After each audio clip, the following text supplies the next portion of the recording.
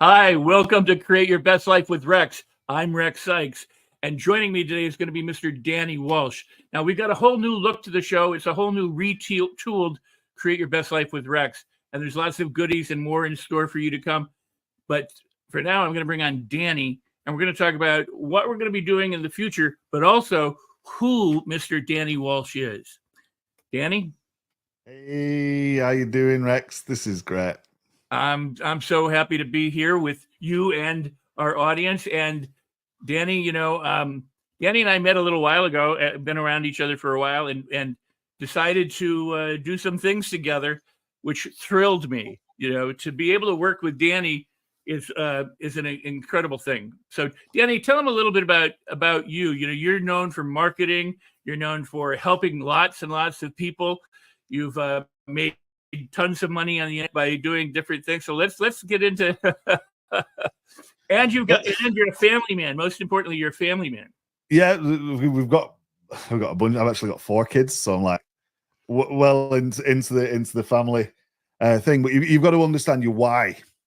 It's like, why do we do this stuff online, and what is the end goal, right? So I've been doing this online thing for many years, and don't let the beard fool you, right? So I'm doing this stuff for a long time, and a big thing for me is all about helping people. And I guess I kind of figured out early on that if I'm going to invest in somebody's dream, it's nice if they invest in mine. Does that make sense, right? And I spent a lot of time working with people, but if we rewind to when I was like 18, I don't want to do the life story, but we set up a music business. We all wanted to be rappers and DJs and stuff. It was a lot of fun, but we didn't have any money, Rex. So we had to figure out, how do we put things on the internet? Because this was the .com time, right? Everybody needed these websites. Nobody knew how to build them. And I had to figure that out for myself real quick so we could do this, but we didn't have a lot of money. And if I can interrupt you just for a second and keep your thought, that's true about so many people today. They're in that very same boat. And my guess, knowing you, is that's why you do what you do. Yeah, I think I've got 3 basic principles in all of this. Is like, your number 1 principle is technology has to work, Rex. I love that. Yeah, it's like, hey, no technology, we're not on the video together.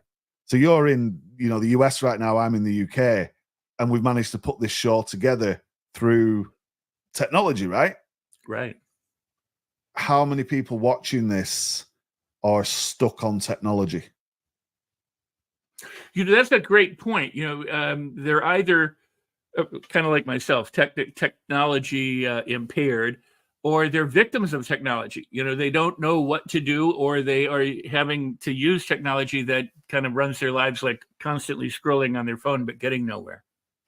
It's a big thing. And, I'm fortunate enough that I, built websites. We figured it out. We did graphics. We had to figure it out. We did video. We had to figure it out, right? So all of the problems, I had like DJs and artists going, Danny, we need to figure this out.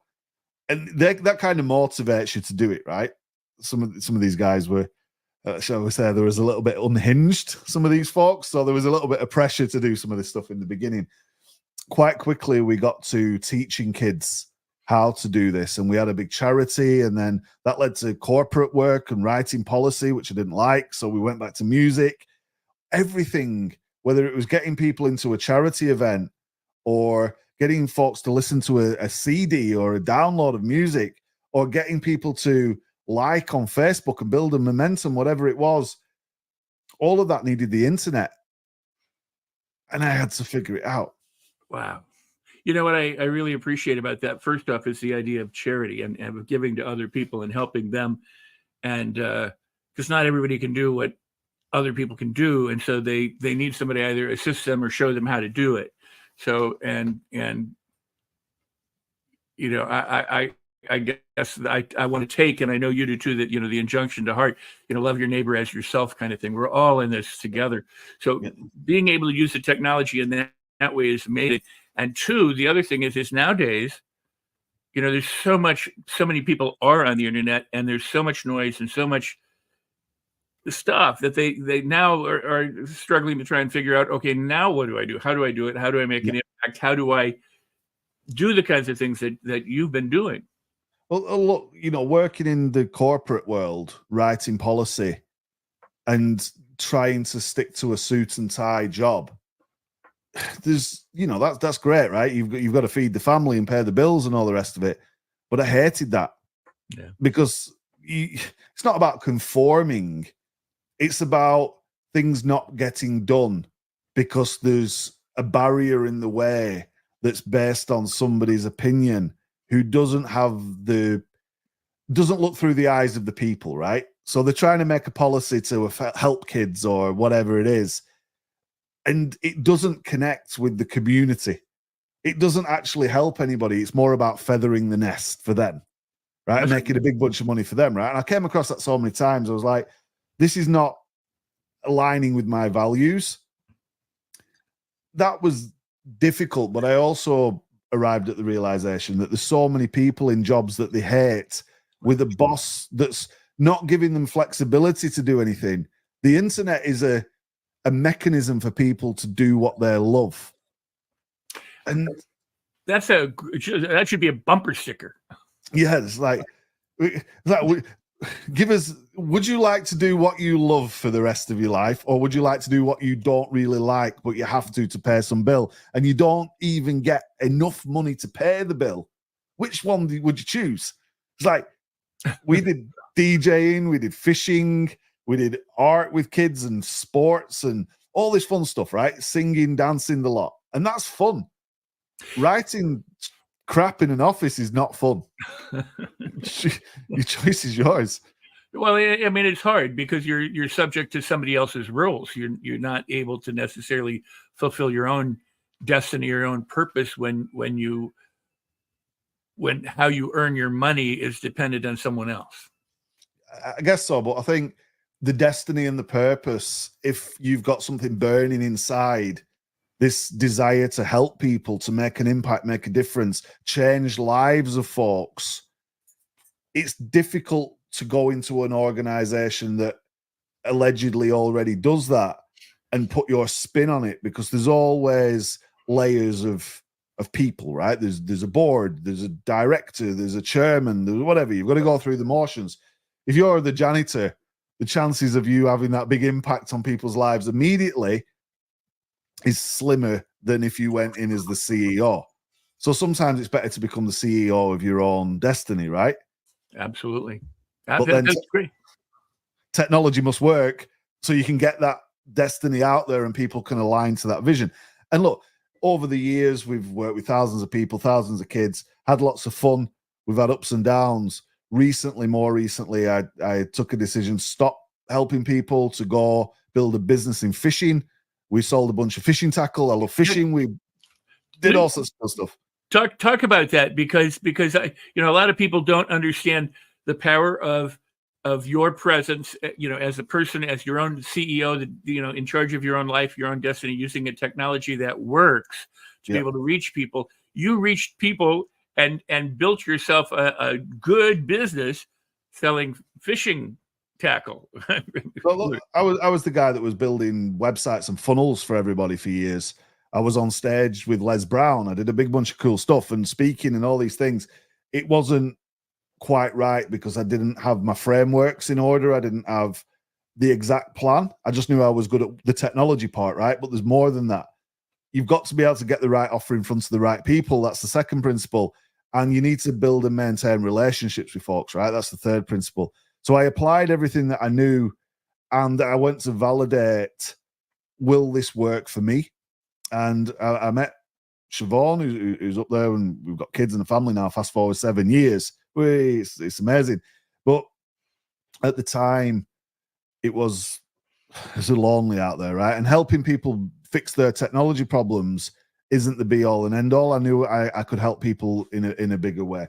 So I decided, what's the one thing that I like more than anything, which was fishing, right? And we go fishing for big fish, big carp in the UK. And I thought, I wonder if I could apply these principles and this framework to fishing. It's a really difficult industry. But I don't just want to be a fishing tackle shop, right? Because there's lots of fishing tackle shops. You can buy this stuff cheap online anywhere, right? I wanted to be the best shop with the best customer service and the best community. And that's what we... That's powerful, though. I mean, I'm sorry I'm interrupting you, but that's powerful because your goal wasn't to just sell tackle; it was serving other people. Yeah, and we switched the mantra from "we are just selling tackle" to "we are helping you achieve your fishing goals." Love it. I love it. So in the marketing, if I can help you achieve your technology goals, in the music, I can help you achieve your DJ goals. In the fishing, I can help you achieve your fishing goals. And we did that through a set of things. So we did that through access to the best products, through giveaways and fun stuff, through live information. So we had fishing challenges, right? Goal challenges, fishing goal challenge. Super cool. The main thing we did that through was community. That's beautiful. That's really beautiful. So if you apply that to what we're doing right now, Rex and Danny want you to achieve your mindset goals, your online goals, your empowerment goals through community, through live streams. There's a good chance we can help you do that because we're not focused on selling you a bunch of stuff. The fishing tackle, they kind of needed that to achieve the goal, right? But that wasn't the core focus. And I think so many people get caught up on the, I want to be an internet millionaire and I need to just sell.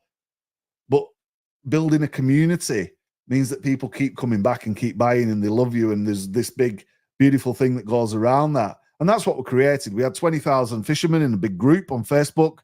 We did lives. We did giveaways. Let's tell a little story real quick.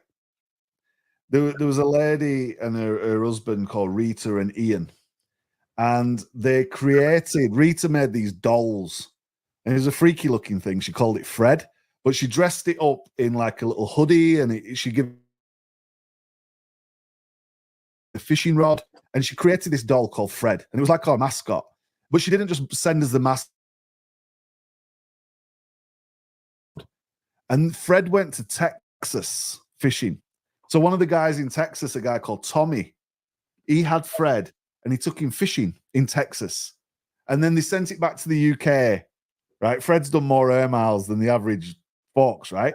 They send it back to the UK, this doll in this bucket.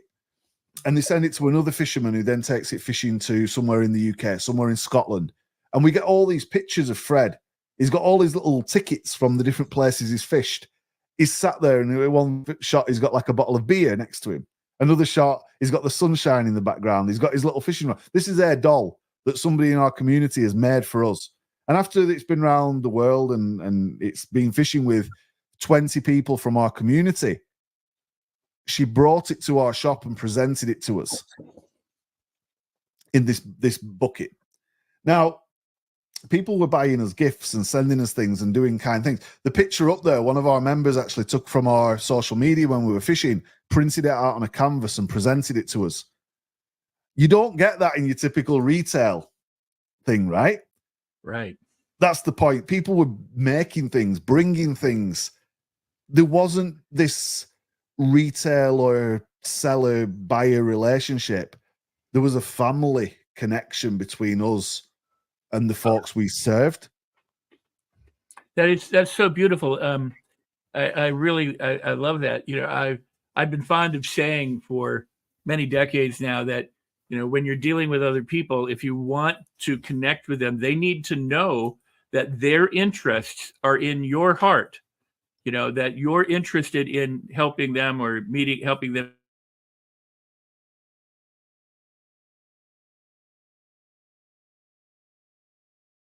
of connecting people with other people. You know, there's a thing I used to say a long time ago, and that was, you know, the sale isn't made until they buy a second time. Quite. Not because they buy, obviously, but because they come back because they got value from you. They know where to go when they need something important in their life. And you so exemplify that, and how you help people, how you build community, and what a great story. We need a Fred to travel around the world again. I've actually got him, and we'll bring him on for another show, right? And maybe we have a traveling Fred. But the thing was, we got 20,000 anglers into our community, and we turned up live and we served them, and we did a big bunch of cool stuff with these guys. Oh, that's great. We took them fishing and we had events. So we didn't just sell stuff. We connected with them, got to know them. They brought us gifts. We all had fun. But behind me is a 2 Comma Club award that we did $3 million in sales selling the fishing tackle. They needed the fishing tackle to achieve the goals. So let's stop and say that one more time. You sold $3 million in fishing tackle. Yeah. But because of the community, because of the relationships we built, and the third principle that you've got to build and maintain relationships. One chap spent £35,000, which is $42,000 or whatever, on fishing tackle.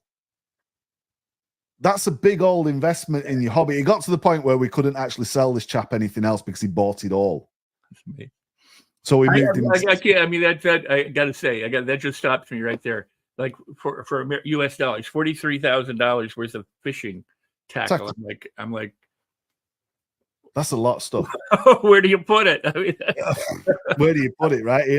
How do you use $43,000 worth of fishing tackle? Now, the carp fishing is notoriously expensive because you fish with 3 rods at once. You go fishing for a few days. So you've got like what we call a bivvy, which is a tent with a bed inside so you can sleep. The rods go on electric bite alarms that beep when you get the fish. They're like $1,000 just for the alarms, right? So it quite quickly adds up. $1,000 a rod, $1,000 a reel. The bed, probably $600. The tent thing, $1,200. He bought the lot. You got me there because, I think of fishing. I think of putting a worm on a hook and dropping it into the water. I'm like, whoa. Yeah. So, I mean, that makes more sense, though. Yeah.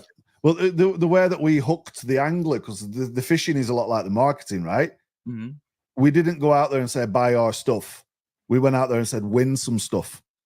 And we brought people in through a fish ball funnel, which is kind of like the old fish bowl that they would have on the countertop and say, throw in your business card, right? So you throw in your business card, maybe you win some stuff down the line, they pull out some name. We used a lot of that incentive, win things, get them on a live, nurture them in a Facebook group away from the prying eyes of the competition.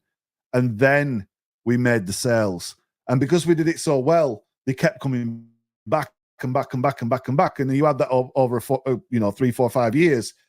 You've got ongoing continuity. Now, COVID, my desire to help business owners at large, having 2 small kids within a short period of time meant that role sadly wasn't ever going to be forever. And we away from that now, and I'm back in the marketing world. But I know that the concept works for me, works for you. We've learned so much. But these guys, we still take them fishing. We go a couple of times a year. We still have some product. My buddy Paddy is running the bait operation, which we still do. We still do giveaways. And it's a family for life. We actually tried to get rid of it and close it all down, and we couldn't get rid of these guys, right? They loved it so much, so they kept coming back. So that's like testament to what we achieved, but we never once set out to sell. We set out to serve. And that's the difference in what we do. That is so beautiful. And for our viewers and our family members who are watching here right now, the very thing that you have done and accomplished and have helped other people to do, they can learn to do if they're not already doing it. And most importantly, though, are the 3 principles. Would you want to repeat the 3 principles in 1, 2, 3 order for everyone? Technology must work. You put the right offer in front of the right person, and you build and maintain a relationship. But if you're caught on technology, you can't do the others. So you have to get over that hurdle. And that's where I help people the most, is being able to unlock that tech piece quickly. And then they're able to do what they should be doing and build those relationships. And that's where the value is. People say, hey, give value. Well, that's where it lives, in the relationship. Absolutely. Well, and that's some of the stuff that we're going to do here. We'll have giveaways. Yes.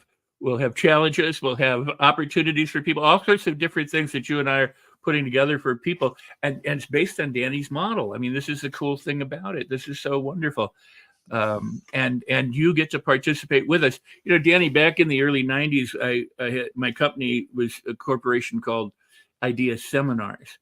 And we created a idea family, which was for anyone who had done the training with me. I would answer any question as long as I'm on the planet, and we would stay in touch and be connected for that program. Obviously, I couldn't answer other questions from other programs because they hadn't been in the program. They wouldn't necessarily understand. But for any troubleshooting, any problems, anything that they wanted to accomplish, my pledge was I will always be there for you. I will always support you, whether we've been in touch every day or haven't been in touch in 20 years.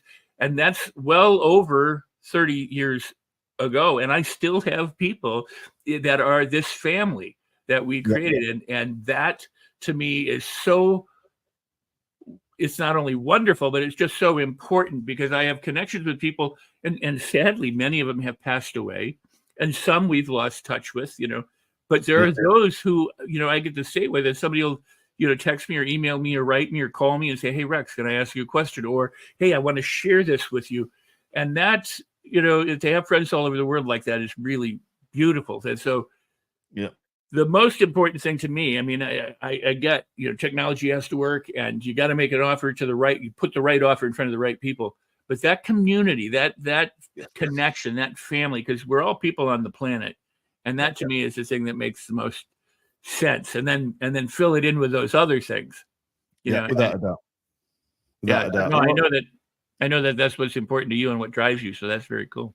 You've got AI, right? So technology just works even easier now. It's like the technology is not even the big barrier to a lot of us anymore, because the AI will do a video or an image or write your emails or whatever if you use it in the right way. We'll get into some of that as we move through the program. We've got some amazing guests, and it's interesting to see how technology has evolved, but the principles stay the same. And if you're a faceless business selling things, generally you have terrible customer service in that process. You ever bought something from a faceless company and you phone the company up and you're like, oh, I need help. And it's like, press 1 for the robot, press 2 for the other robot, hold. And somebody does come on the line eventually and they don't care about you really very much. They're just like, oh, send us an email, sir, or whatever it is. And you think, oh, I've spent thousands with this company and I just need some help. That isn't conducive to building a relationship, in my opinion, right? So technology and taking away the face of a business is probably not where we want to be going if we want to be successful, especially right now at this point when we're recording this.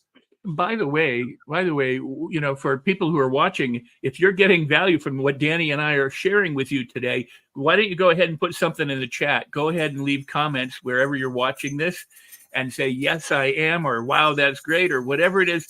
Or, if you have questions, you can leave questions and we'll answer those questions, afterwards, but as we find them. So go ahead and leave some comments or some likes or share it out so other people can also benefit.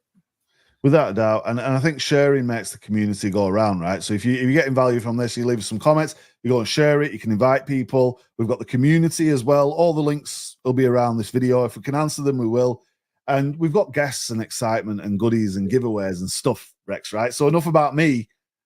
What about you and what we got and what's coming up? Because this is the beginning of the journey. This is the beginning, and I'm glad that we're doing it together. And it's really cool because we're on both sides of the pond. We're taking things into account that we're reaching around the world. If you hear some noise, that's my beautiful dog Sasha sneezing in the background. It's all good. It's all good. It's all good. So go ahead.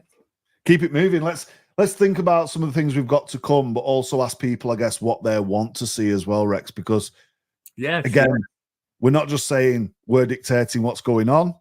We've got a plan. We're going to stick to it, as Les Brown says. But if you guys, we'd really like to know more about this or find out about this or ask a question, then let's go. Let's do it. Get into the discussion. So, in terms of guests, there's no shortage of guests. And if you've watched this show in the past or my other shows, or my podcasts, which have mostly to do with filmmaking, that I have celebrity guests of all sorts, thought leaders, authors, speakers, actors, filmmakers, producers, directors, people like Danny, who's very skilled and knowledgeable in creating these systems, these working systems for people to be able to use to work for themselves as opposed to working, being the corporate person. And there's nothing wrong with being a corporate person if that's what you want to do. But as Danny said, if you have a love that you want to do, then you can do it this way, through technology that works, through putting the right offer in front of the right people, and through building a community. And so we're doing that. And we've got just a whole bunch of amazing speakers coming up, or amazing guests coming up. And I have maintained, in my years of doing this, that's when I first started, just so you know, and what fascinated me so much was the placebo effect. And in the 90s, I was often ridiculed or made fun of because I said in the early 90s, our goal is to consciously use the placebo effect to great effect. In other words, to take this power of belief that has been demonstrated to help people, heal themselves or change their lives or move forward in ways that they never thought they could otherwise, to take that and to use it deliberately, intentionally, in order to get the kind of results that we want. And people go, oh, well, that's silly, that's crazy, the placebo effect. Nobody, even doctors in the 80s and 90s were going, the placebo effect. If somebody came in and said, hey, I healed myself and I used this, and by the way, a placebo is not the placebo effect. That this is a different thing. But anyway, they would say, well, that's just a placebo, as if it didn't mean anything. But and back then in the 80s, there were just a handful of research studies on the power of beliefs, or the power of visualization, the power of affirmations, the power of placebo, and being able to heal yourself or to have a breakthrough because you've changed your mindset. Well, now, all these years later, there's over 45,000 studies that demonstrate and that say this very important thing, that attitude is the number one predictor for success in all areas of your life. So if you don't think you can, you won't, and if you think it's impossible, you probably never will. But if you think you can, and then you think you might, and then you decide that you will, then obviously you could and you can, and you could have great results. And that starts from within. That starts with how you think about the world around you and how you think about yourself. So attitude is the number one predictor for success in all areas of your life. How to be happy, healthy, wealthy, successful, how to overcome difficulties and limitations of all kinds. And so this show with Danny and me and our guests will be addressing that very aspect so many times in many different ways to help you get healthier, happier, wealthier, and just have more fun, and to be able to connect with the kind of people you want to connect with in life, to be able to live the dreams that you want to be able to live, and to feel good about yourself as well as other people. And so the goal of Create Your Best Life with Rex is to create your best life with Rex, so you can live life on your terms, create the life that you want. So, Danny, Danny. Super cool. So, we have a number of ways of doing that and inspiring you. And in fact, we've even talked about having live events sometime in the future as well, because why not get the family together? It's important. And I think, again, AI takes that away. You can sit behind a computer all day. There's nothing better than being in the room, in proximity with like-minded folks, right? And Napoleon Hill, you can take some of the books, you Think and Grow Rich and different things. We'll get into some of this stuff. But we talk about the power of the mastermind, right? And to be able to be in a room and to unlock the thinking of other people is very, very powerful. And you can't sometimes do that on a Zoom or a stream or whatever.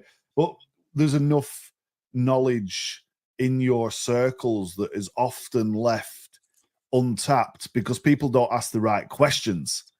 People are sometimes afraid to ask the question. And like you just said, it sometimes is what if? It's like, well, what if we actually, and then things can start to happen. When I did the talk with Les Brown years ago, it was in Kingston, Jamaica, the presentation was one conversation away, right? So if we didn't have a conversation, Rex, we won't be here now. But there's so many folks who are afraid to have a conversation in case somebody says no or it doesn't go their way. It's like, let's shift the thinking a little bit. So yes, we're here and we've got ideas and plans and stuff, but we need that dialogue with you folks as well. Chat room is just the start. Absolutely. So again, comment in the chat, like, subscribe, so that, and by the way, if you subscribe, hit the notification bell so that you're always notified when the show is going to be streaming live, so that you can watch it, or you can share it with your friends, or both. There's an interesting thing, and that is that energy can't be created or destroyed. It can only be transformed, and energy is the same energy everywhere. It's equally distributed. It's timeless. The same energy that we had from the beginning, if there is such a thing as a beginning, to the end of time, is all the same, here, there, and everywhere. And if you're in a room with people, like when you get together with a class of people in a room, you have a greater ability to feel that energy. For example, have you ever been in a situation where you're in a room and you're talking to some people, and some angry person comes in behind you? They're silent. They're not yelling or ranting or raving. You don't even know because of any sound that they're there. But suddenly you feel this presence change inside the room, and you like, what was that? And you turn because you can feel it. You've been affected by it. The same thing is true if somebody very charismatic comes in, somebody who's just, and by the way, charisma is the ability to have all the energy, available to you, but not being frenetic. This isn't charismatic, but having that presence. So you're talking to somebody, and all of a sudden somebody with great charisma walks in, and you go, wow. Well, you know what? You can experience that on the internet, because energy is the same everywhere. So even here in our show together, while you're watching, you can have that experience if you are available to it, and not many people are. That's the difference, just because of our mindset, because of our beliefs. We think, well, this is different than that. And to some extent it is. I mean, frankly, it is. So that's why we do live events. That's why we do online events. But understand that the value that you get transcends limitations and transcends boundaries and transcends the pond from which Danny and I are communicating across, and to reach out to you wherever you are at whatever time it is for you watching this. Yeah, and if you're on the replay, you can still get that same energy. And we want to know if this is what you want, but also what you're getting out of this. And if there's a big thing about watching a webinar or a seminar or a live stream or whatever, the most important thing is you take that information and you go and do something with it. Absolutely. Well, knowledge is never power, but the application of knowledge can be power. There's a Bible saying, by their fruits or by their actions, you will know them, as well as if you know to do something, but you don't do it, you don't really know it, because you're not applying it. You're not using it. So it's potential. And what we want to do with you is to help you actualize all of your potential. But to do that, we also want to communicate. We want this to be more than a one-way street, to you. We want to have it interactive so that we can best address whatever your interests are, and how we can best add value to you. So absolutely. There's a big thing about that value thing. And I said it before, I'll say it again. People say, just give value. What does that actually mean? And it's important that we explore that as we move. So yes, we are turning up with your interests at heart, and we're looking at through your eyes, and we understand that the folks that are watching this are able to receive information that's actually practical and they can go out there and use, whether it's technology stuff or mindset stuff, business stuff, or just a golden nugget from a guest. Right. It's, this is what we want to do.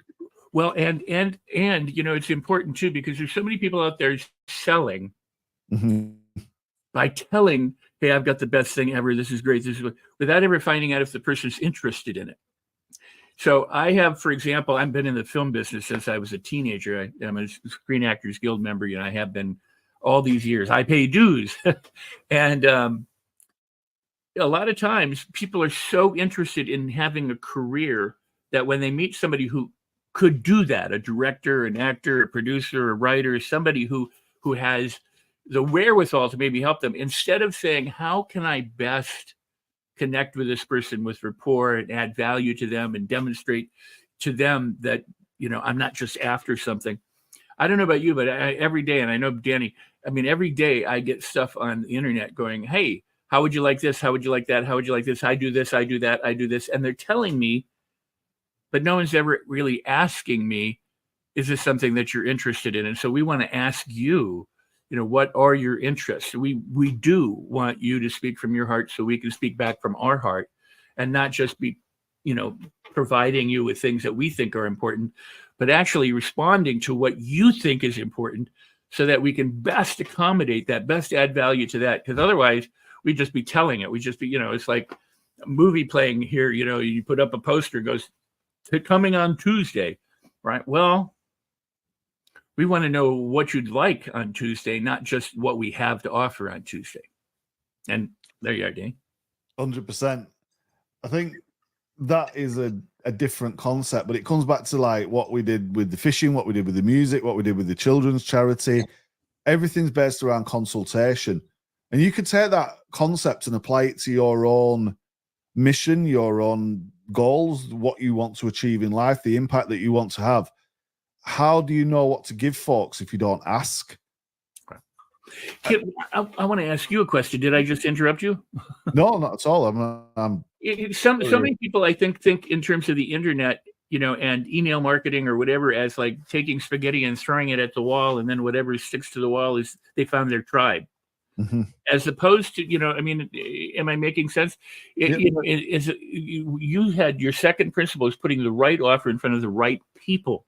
Yes. And yet there's more to that than meets the eye, right? Because to know that there's the right people means that they express an interest and you meet the need. I mean, you are presenting so that they can come, but can you explain that a little further so that people, because so many people go, I want to build my tribe. I want to build my tribe. I'm going to do this stuff. And again, they're pushing rather than. Yeah. You can't do things to people. They will only allow that to a degree. And then they feel like, for example, some bosses, they went off into a dark room and they came back out and said, hey, everybody, we figured out your values. Like that, it doesn't work like that, right? That's there's been folks in history who've told people exactly what they're doing and it didn't bode well, right? So there's this give and take thing, there's this conversation. But there's also the easiest way is like, hey, let's not sell meat to the vegans, let's not sell fishing stuff to the golfers, because people have already put themselves into a category that things that they love doing and things that matter to them, their values, their habits, their goals, their objectives, and you've got to get the alignment. So when you put the right offer in front of the right people, we often talk about an avatar, and folks will go, hey, I'm looking for 35-year-old men who live in England who drive a certain car, and that's going to be my dream customer. It's a lot deeper than that. And you've got to understand what makes folks tick. And the best way to understand that is by immersing yourself in the things that you actually deliver and kind of be a product of the product, right? So we see this in affiliate marketing. You get some stuff, you try and sell it, doesn't work, you get some more stuff, you try and sell it, and you're on this very limited avatar without much consideration to who that person is and what makes them tick and what their values are. And you just continually, like you said, throwing the stuff against the wall until something sticks. You don't get consistency and you don't get continuity doing it that way. So you have to really back up and look at things through the eyes of the people, right? This is why we've always had very high engagement, whether it's music, community work. Some of these communities, people they would hurt the community worker. They would chase them out of town because they didn't want the guy in the suit in their neighborhood asking questions. Does that make sense? Oh, but if you go in there and you dress like the people and you talk like the people and you understand the people and you're empathetic with the people and you've got a vision for the people that they would naturally buy into, who's going to win? The dude with the clipboard who's trying to force things and dictate, or the person who's kind of in there at the grassroots level who wants to grow with the community? And there's two different sides to consider. If you're going in looking through the eyes of the people and you're one of the people that you're there to serve and you're a product of the product, you've probably given yourself better odds of being successful. People might not see the mountain, they might only see the mist. As a leader, it's up to you to see the mountain. This is where we're going. They don't know that yet. All they know is there's some misty stuff in the distance, but this guy's going to take us there. Is that kind of making sense? Because it's a big old topic. Chat, comment. Yeah, oh, I've got the questions. Well, in the '90s, I still do, but in the '90s, I consulted for some high profile trials, criminal cases mostly. And in one case, we were in a small town and with two very high profile, very rich, attorneys, the defense attorneys. And then there was the prosecuting attorney who was from the small town. Yeah. But he dressed impeccably so. Anyway, the defense attorneys all dressed down, and to try and match the culture so that they're we're not different, we're not the high profile rich guys coming in and we're just like you, except their message wasn't anything like them. Yeah. And this was the important thing, in terms of creating rapport. They tried to look like the people, but they didn't bother to speak like the people. And by speak, I don't mean the words that they use or their accent or anything like that. I mean, they didn't speak from the heart. They didn't come from a place of, hey, this is a community and here's these people and here's the tragedy and here's how the people are connected and have a sense of what was going on. They didn't have rapport with the culture or the people in that culture. And so, everything was pretty askew. I bring that up only to say that there's a lot of people out there, they dress for success and they get you all, geared up, and they tell you have to work really hard and take massive action, do all these things and sacrifice and struggle. And if you don't take risk, and I think that they're wrong. I mean, I know that they're wrong because, in other words, there's a lot of people whose the destination for people is I want to be happy and I want to be rich and I want to have all these things. But I've been around enough people who are billionaires and millionaires who I've worked with and consulted with, who've been my friends or whom I've met, who got all the way up there and then go, I have all this stuff, but I'm not happy. I'm not fulfilled. And I don't really feel successful. I feel alone. I feel, who I am doesn't reflect all the stuff that I have. And I bring that up because the only thing we have is the journey. The destination is like, if I want to go to New York from where I am, I want to go to New York. I may or may not get there.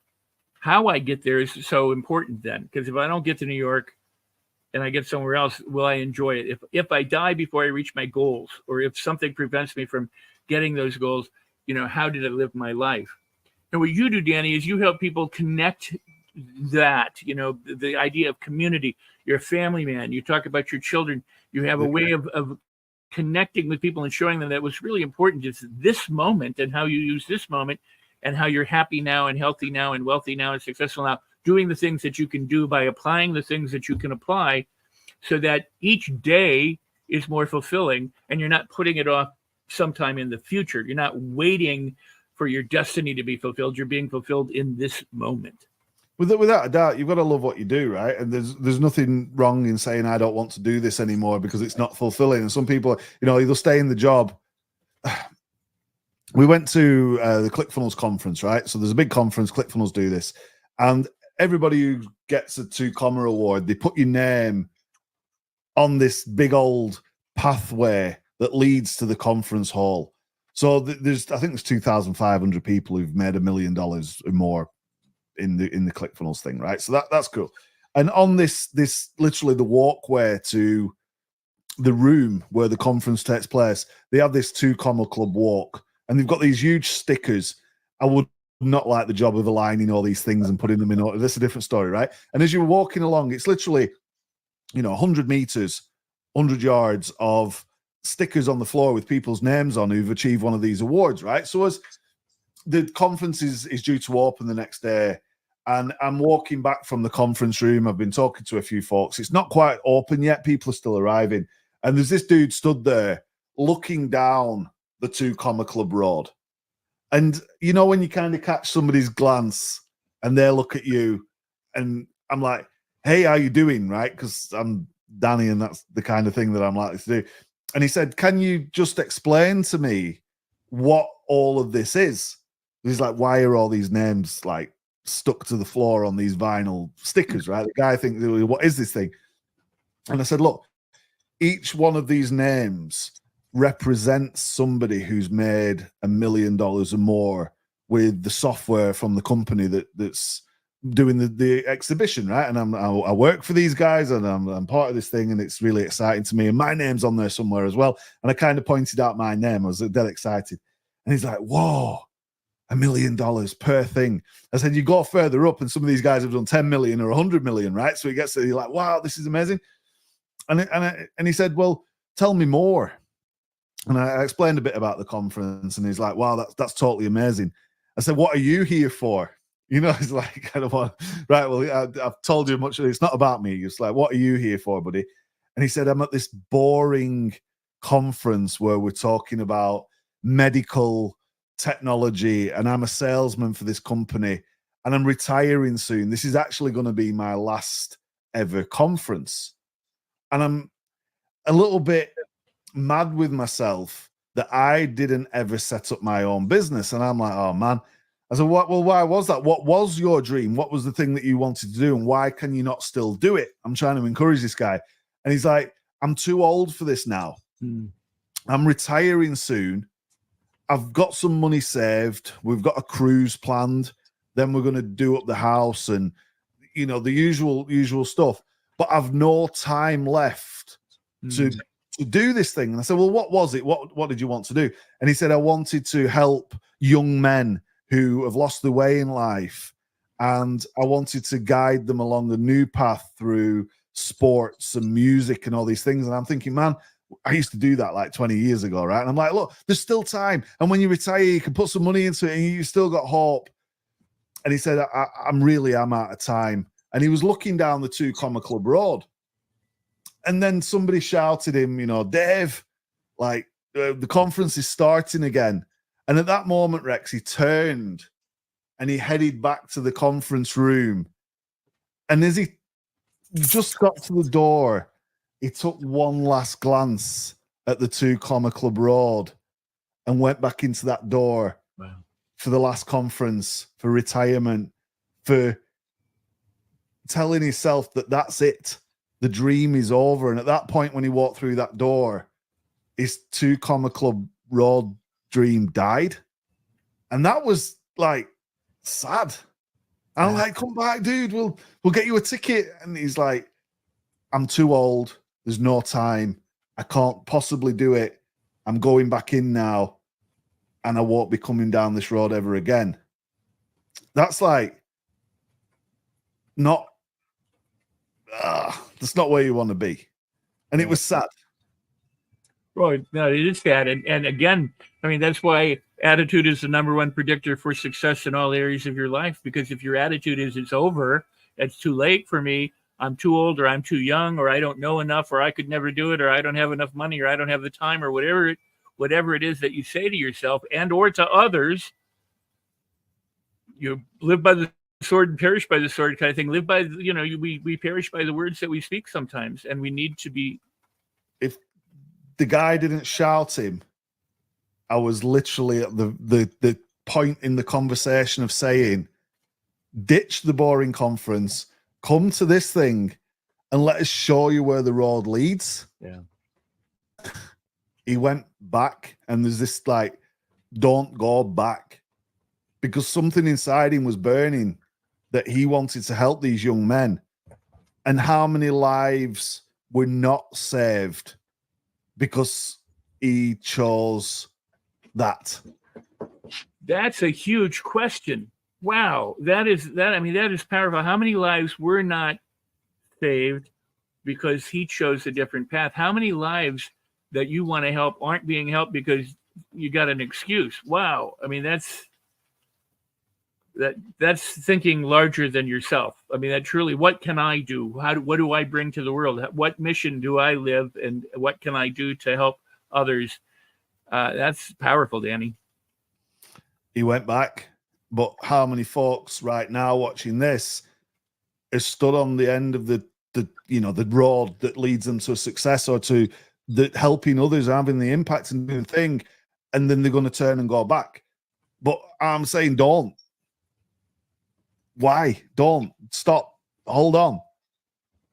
Take that dream and go a step forward. Who can you talk to, right? You talk to me, talk to Rex, talk to one of our guests, talk to somebody on social media. You can connect with anybody in the entire world, and you're one conversation away from that but something inside you goes, I'm too old, I'm over this, it's never going to work, it's never going to, you need to ignore that thing, because that's not just you, that's everybody gets that thing, right? It's this show that we want to try and give you that. Is it permission, Rex? Is it a green ticket? Like, yes, you can do it. We would cheer you on from the sidelines. But if you're stood at the end of that road looking down and you want to go down that road, well, we want to be there for you and to help you and assist you in whatever way we can with what it is that you want to accomplish. But what Danny also, the story, what you tell also demonstrates the power of that one decision and how in an instant your life can be changed for the better or not for the better. You can stay the same, which is what so many people do. They perpetuate what's going on already instead of doing something new and different, or shifting into the mindset that I can and will do this. You know, Henry Ford said, you know, if you think you can or you think you can't, you're correct. But he said something else that I always quote that is, to me, an even more important quote, and that is, I never let what I cannot do prevent me from doing what I can. And so the idea is that, you know, every one of us at different times in our lives, or even in this moment, have an opportunity. We're at a decision point in our life. And then the question becomes is, which decision do you make? I always do it this way, Danny. I go dog shit or diamonds, dog shit or diamonds. You know? And sadly, too many people wallow in dog shit because they don't know any better. And so they keep choosing the dog shit over the diamonds when they could make that other choice. And that's not to judge anyone. That's not to say anyone isn't doing what they know is best for them at the time that they're doing it. It's not about belittling anybody for the decision that they make or the one that they don't make. But it's saying that when you face that moment for yourself and you go, you know, I really like to do this, what happens next? And if you're going to jump and you don't have a parachute, but if you jump and you know there are people around to catch you or to support you or to help you or to point you where to land, then you at least you have a community, or you have some brothers and sisters who are also interested in your well-being. And that's what we would like to help you with.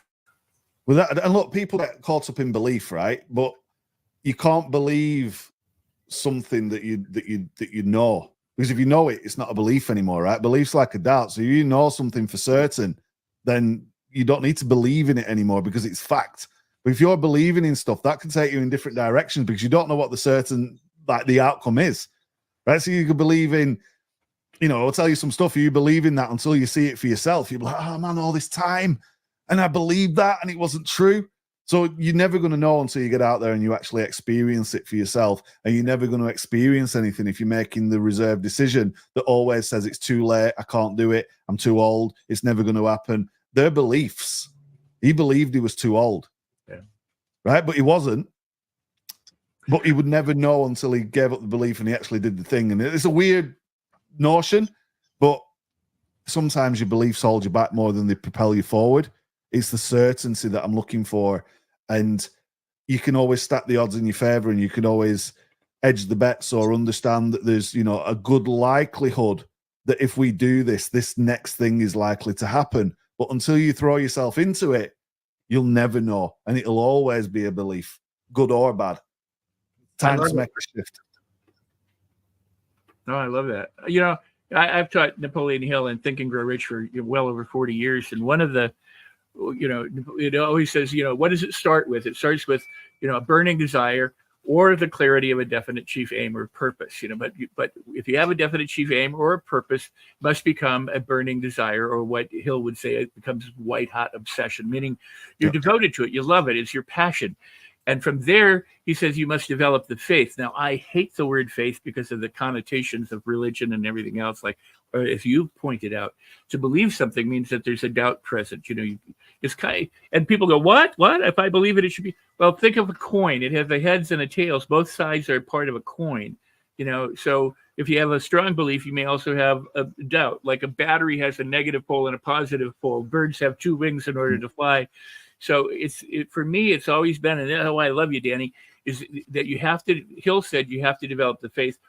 But what he's really saying is you have to develop the certainty that you not only can do it, but that you will do it, that you intend to do it, then you commit to it. And that passion and that certainty, that commitment is what helps you persevere through it. You don't start with perseverance and by trying to pull yourself up by the bootstraps. You develop the attitude first by developing the desire and the passion and the certainty that you can do it. That's a mindset thing. That's a heart thing, and that also is how you then take action. So but taking action is not nearly as important as taking the right actions. And when your mindset and heart are aligned, you're more apt to take the right actions for yourself than otherwise. Yes, Danny. It's also a sales thing as well, though. You want to sell some products, right? People don't want a million PDFs or a video or some. They don't even they didn't want the fishing tackle. They wanted the big fish. They don't want the drill. They want to hang the thing on the wall. They didn't want garden furniture. They want the family around in summer. They don't want spend ages doing stuff in technology. They want the outcome. They want the result, right? But people want certainty and they want transformation. So don't sell some means to get there. Sell the end thing, right? So it's like if you're believing stuff right now, and I can tell you for certain the belief goes away, and you know that it's a good decision, and this is certain, this is 100% likely to happen. Do you want to buy a belief, or do you want to buy certainty? I can give you lots of beliefs, but you don't know if they're true until they're certain, right? So once they're certain, they're no longer beliefs. So if I just say, look, don't believe in it, it's real, it's there, and there's the burning proof, you can move along a lot quicker, and so can your customers, but you've got to kind of reshape it a little bit in your mind. And that's what we hope to do over the next coming weeks and months. And let's debate that. Let's keep coming back to that, Rex, because we've dropped gold on gold on gold. People will be sat there going, I just don't get it. That's a belief, right? Rewind it and watch it again. Absolutely. Don't turn away from your dream. That's the big message, I think. So let me ask you this. Has this been valuable? Do you liking this? And again, if you do, comment, leave a comment, leave a like, subscribe, do something, give us comments, give us questions. Let us know what you want and how we can best serve you. We've got goodies coming up. We've got giveaways coming up. We've got maybe live events coming up. We've got guests of all different kinds coming up. And in between, there's Danny and I, and doing just what we're doing right now and more. So if this is something you like and you want, go ahead, subscribe, hit the notification so you're always notified when we're going to do this. And Danny, we are getting close to that time. I mean, normally the show will run about an hour, and I don't know where we are at this right now. We might be over that. But, 57 minutes. So we've got 57 minutes. We've got 2 minutes left to wrap this up. Time flies when you're achieving your goals and helping people, right? There's a message in that somewhere as well. Rex, if you want to wrap this up, we're live every Wednesday. It's amazing. We've got guests and all this cool stuff. We can't do it without you guys watching, and we need your comments, we need your feedback, we need your anything, whatever you want to give us, right? Because we can get that, and we know that it's real. And when it's real, we can work with stuff. You can only work with what's real. Rex, there's that. Put that on a t-shirt, right? And he is the man. I love being with Danny here on the show.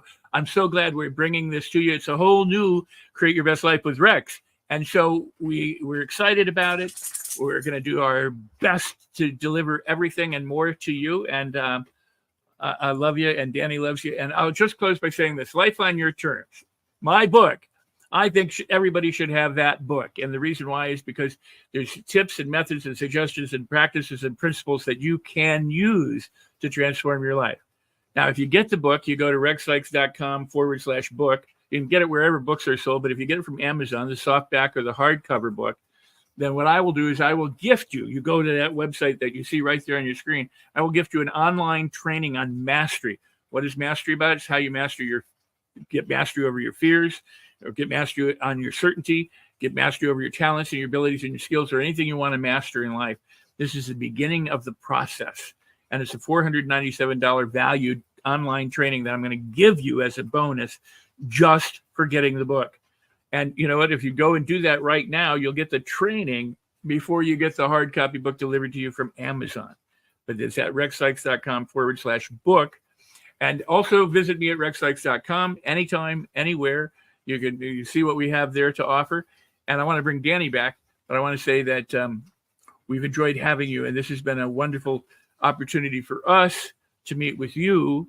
And if we haven't connected with you yet, if you leave a comment or you reach out to us in some way, then we can respond and we can get back to you. And so we hope you will. Danny? It's been a pleasure. It's been amazing. We're bang on the hour. we'll see you next time. And it's like, see you next Wednesday. There was a famous director, right, who used to say that stuff. We won't get into that, but look, it's been amazing. Rex, pleasure as always. Long Pleasure as always. And Let's- as I always say, if you consider something a problem, it's a problem. If you consider something a blessing, it's a blessing. So celebrate everything. And Danny, thank you for being here. Thank you for all that you bring to the world and to the people. And you're going to learn more about Danny all the time. Let's go. And we'll see you next time. Thanks so much, folks. We look forward to answering your comments, your questions. See all that stuff that's in the chat. We'll get round to it. Rex, you're amazing. I'll see you on the next one. Everybody, we're gone.